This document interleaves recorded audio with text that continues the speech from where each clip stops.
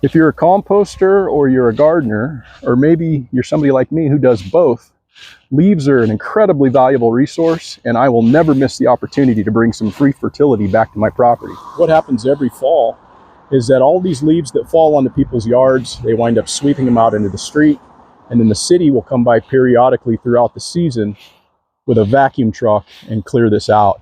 Sometimes people will also use biodegradable sacks to collect the leaves and then leave them alongside the roadway for the city or the municipality to dispose of them. What I use to collect the leaves is simply just a 32-gallon trash container, and then I take and I put that directly into a 2,500-pound capacity feed sack that I'll be able to lift off with my forklift after it's filled. I find that by bringing it home in this fashion is my preferred method, and so I typically shy away from utilizing those paper bags. One thing that I always do is make sure that I use a gloved hand, because a lot of times things get cast out onto the roadway that you don't exactly know where they are or where they came from. They might be sharp, they might stick you.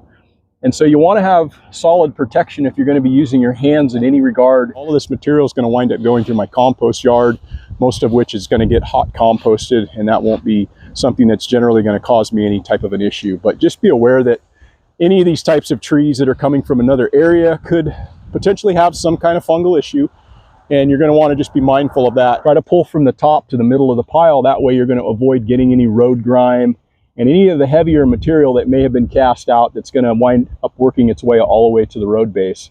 Another thing that I really appreciate about this type of collection method is that you get to scout the different piles in the area and determine what type of leaf, what type of tree material you want to bring back onto your property.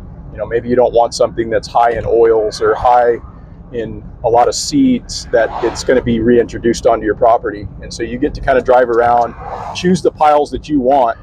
Whereas if you're picking up bags, you really don't have that clear of an idea of what's actually in the bag. So I really appreciate this. You can drive around, scout the area, and try to bring in specific leaves that you're interested in. Essentially what I'm doing is I'm triaging it before I even bring it to my property. I've been picking up quite a bit of oak and maple, but I just around the corner found some sycamore.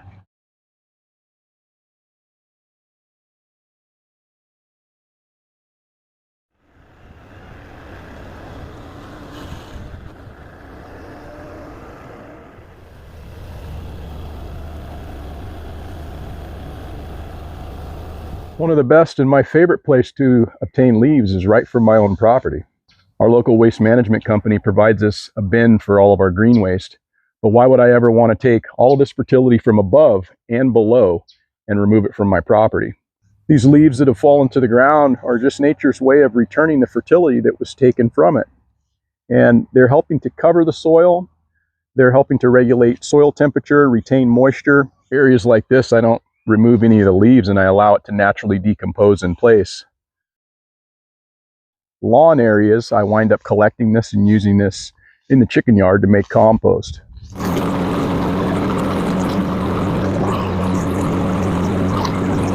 The optimum carbon to nitrogen ratio for developing a hot compost is somewhere around 30:1 carbon to nitrogen. Leaves, on the other hand, have a carbon to nitrogen ratio ranging from 20:1 carbon to nitrogen to about 50:1 carbon to nitrogen, depending on how green or how dry they are. Based on that, one might think that leaves alone might make a good candidate to develop a hot compost. There's two reasons why that's not true.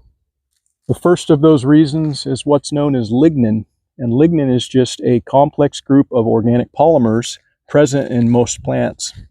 It's there to provide structural support as well as protection for the plant tissue, much in the same way that our skin does for us. And in order for that to be broken down and that process accelerated, nitrogen needs to be added.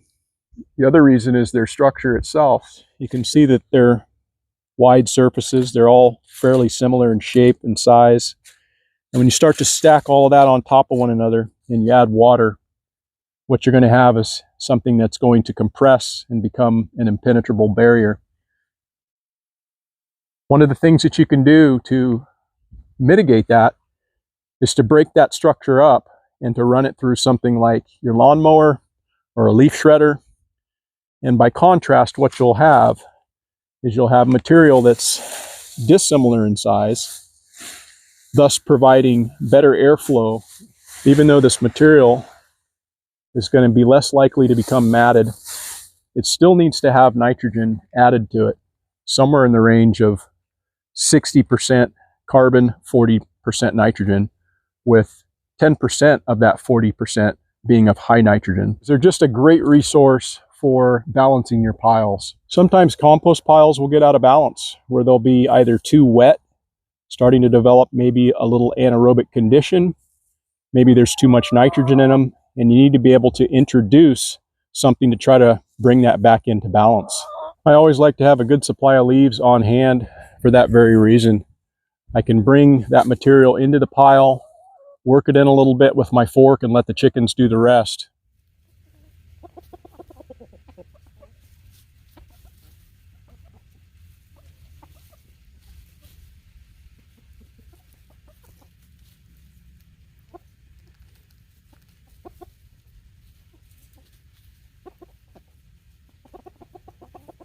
If you've enjoyed this video and would like to see more composting from the chicken yard, click on this video here.